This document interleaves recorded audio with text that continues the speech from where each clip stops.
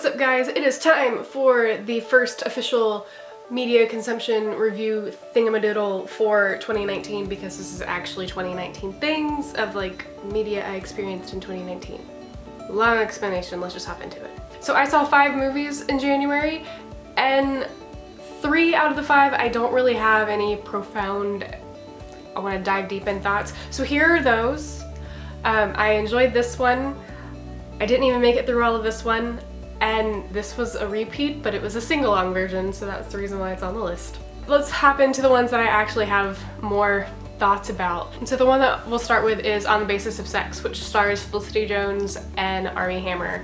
And it's about Ruth Bader Ginsburg, and honestly, I thought it was a really cool way to look into one of the defining moments of her life and seeing how all of that just affected how it is that society is today.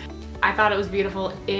I felt very inspired at the end of it, and just more of a fight for what you believe in kind of inspiration. I think it's always a positive thing to have. It's just something to remember to fight for what it is that you believe in, even if you don't necessarily agree with the people who are currently doing the fighting.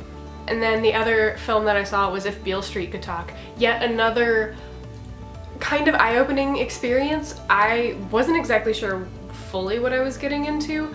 Honestly, it educated me on some things I didn't know existed. Now granted, where this particular story is taking place is in like, I want to say the 60s, but I'm not fully positive on that one. Interesting seeing how certain things affected different relationships and how it stressed those relationships and how certain ones grew while other ones broke. And I mean, it was a very human story. Let's hop into some TV.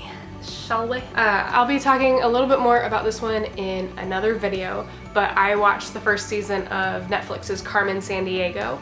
I will say, for those of you who are concerned because you grew up watching Carmen Sandiego, because the cartoons and the game show and all that was in the 90s. It is definitely different, and it does stray away from what it is that we know from the 90s cartoons, but it presents a different side of things, and it's giving Carmen Sandiego a little bit more of a chance at having actual characteristics with flaws and things that you potentially hate her for or like her for, or anything that makes it so that you can actually connect with her instead of it just being, oh well, she's a thief. The other show I watched the first season of Sci-Fi's Magicians. It was a weird experience, but there were parts of it that I enjoyed, if that makes any sense at all.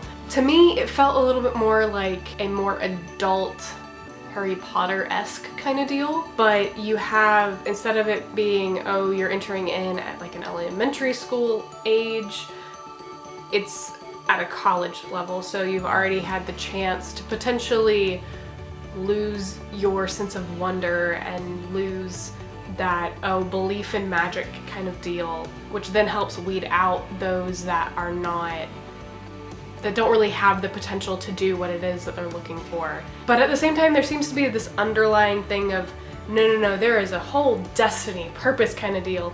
So to an extent, it feels a little clunky in certain aspects.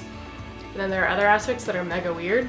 It's enjoyable but weird. Moving on. Let's talk about some books. I read 2 books this month. I read The Path Between Us, which is about the Enneagram. So if you are interested in anything Enneagram, one of the things that I really appreciated about this book is how, like, it gave you a brief little insight to how this Enneagram type functions, but it also went through how each Enneagram type interacts with this particular type.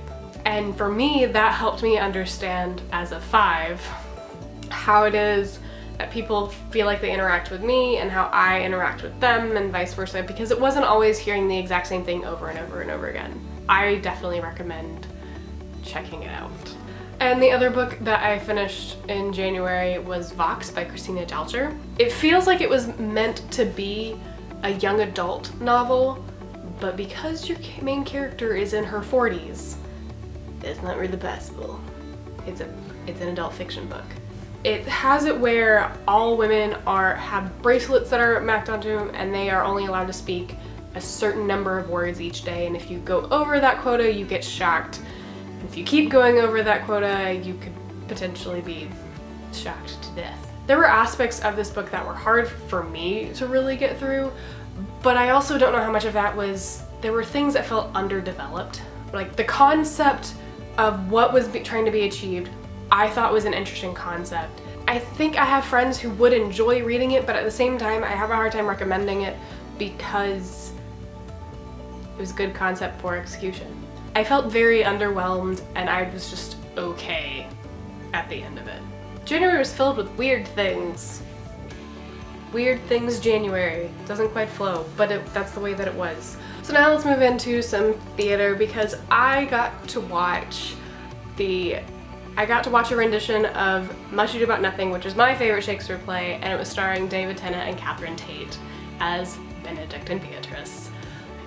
It's a live production that you can find on YouTube, but the sets that they use and everything, it's very modern, so it has a modern feel to it, but you still have all of Shakespeare's stuff, and so you aren't losing any essence of anything at all. I really appreciate it, and I recommend it. I'll leave the link for it down below. That's all that I have for the month of January. If you have any recommendations for books, movies, TV series, web series, music albums, theater experiences, all of the things that are media related, please leave those in the comments below. Look, February is already looking like it's gonna be a really cool, strong month. I'm excited to see what we'll be talking about this time next month. That's it for me. I will see you next video. Bye.